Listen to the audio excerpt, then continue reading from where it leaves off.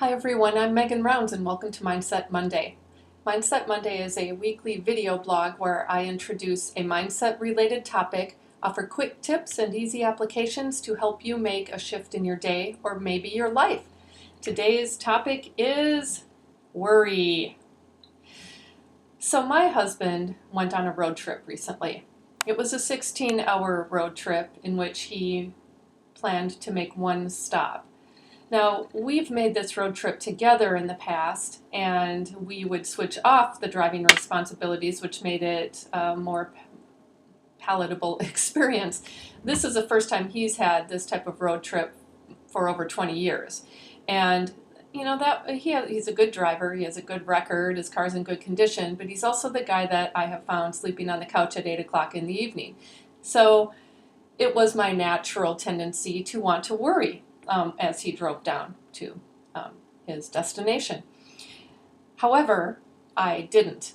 And I want to talk about that because I consciously made the decision not to worry. And so I wanted to share that experience with you on how you can shift out of worry as well. But first, let's talk a little bit about what worry is.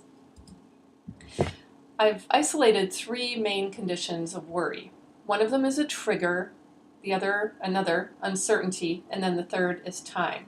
So something triggers this event or this experience. And so it might be an event, a situation of sorts, like my husband's going on his road trip. It could be a friend who leaves a cryptic message, call me right away, and he can't reach her after that. It could be something in the news.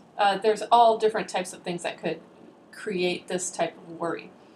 And then there's a sense of uncertainty. We don't know the outcome. I mean, we may know the end result as far as what we want to have happen, but there's a lot of space in between.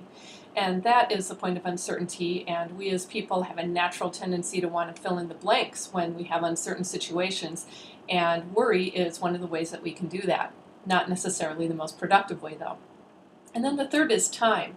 If we have a trigger and some uncertainty, but it's like 5 minutes, and then the situation, and then whatever is going to happen happens, there's not a lot of time to worry. I mean, the 5 minutes we could worry, but what I'm talking about is the kind of worry that can be paralyzing because it kind of acts like a cancer.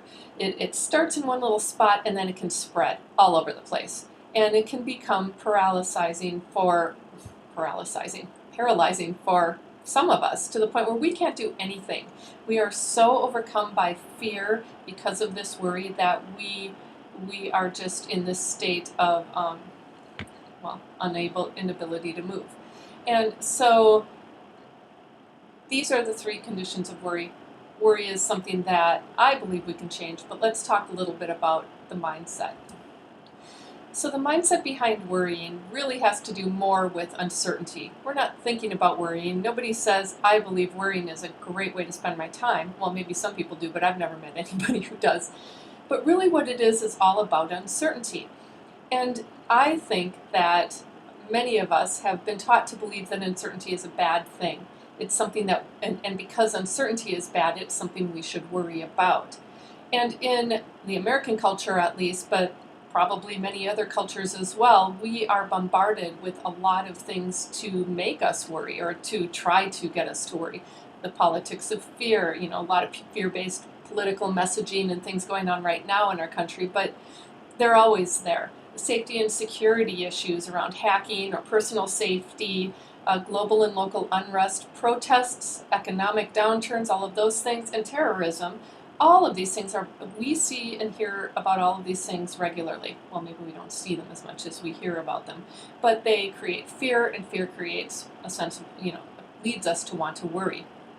And then in this country, especially, the media perpetuates those things. So we almost always get a lot more of the negative news than we do of the positive things that happen in our world. So we are led to believe that there's all these bad things going on, and we feel compelled to worry about them. So I think that worry is a habit that we've created and that it can definitely be shifted. So let's go into some quick tips and apps on how to do that. First and foremost, focus on the here and now. Now, I'm saying this lightly, but it isn't easy. And that's why I'm mentioning it first, because if this one doesn't work, then we'll go to the other ones. But focusing on the here and now, if you're right in the here and now, in the present moment, there's nothing to worry about because everything just is. It's not the things that are going to be. So it's really about worrying about the future. And so if you can contain yourself to the present, there is no future. When you step into the next moment, it's here and now again.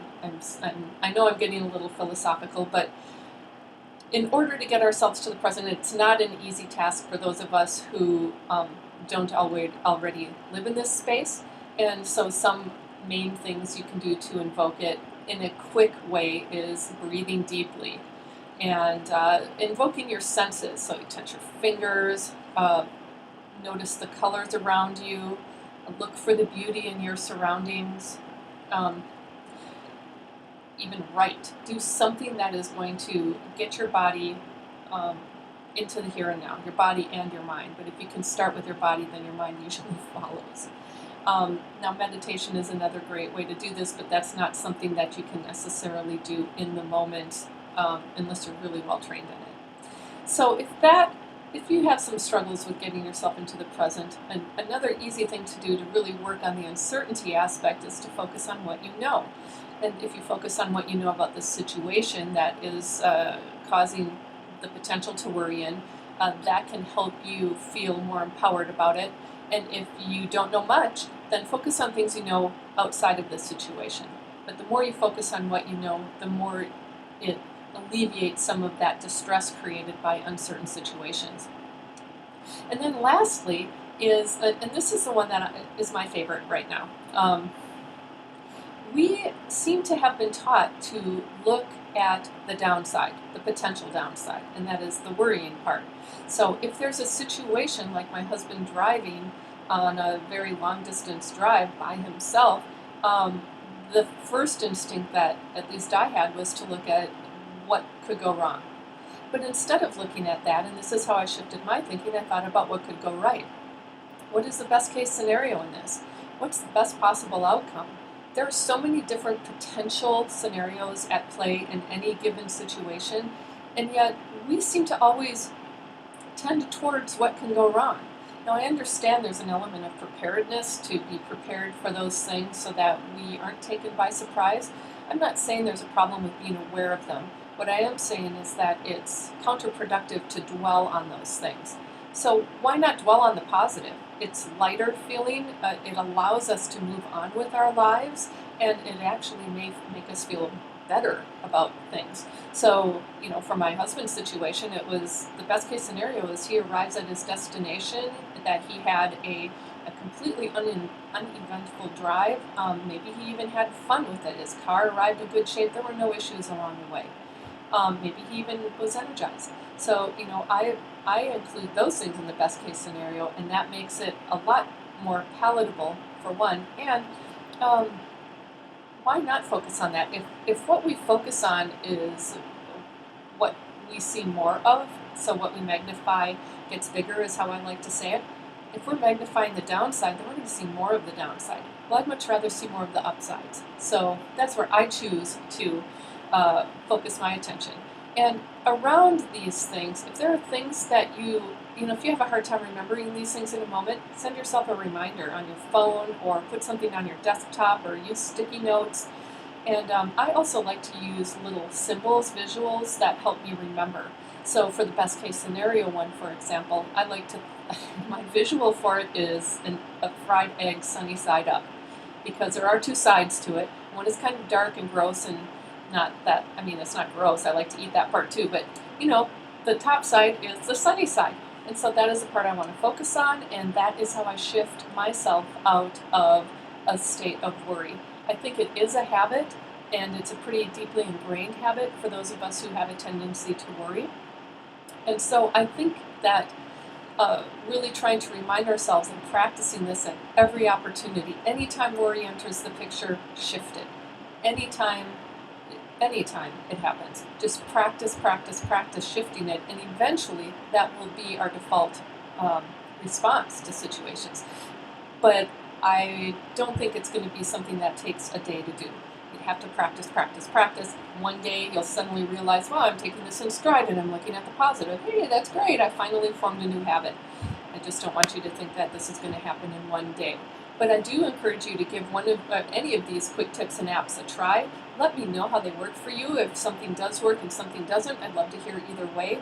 And also, if you have ideas for future Mindset Mondays, please let me know. I'd love to hear from you. Thanks for watching. And if you want to learn more, I have a new mindset program starting soon. It's called Mindset: An Owner's Guide. Visit my website, perculture.com, for more information about that. And please send me an email at mindset@perculture.com with any questions, comments, or suggestions. And remember, mindset is a choice. Choose a great one.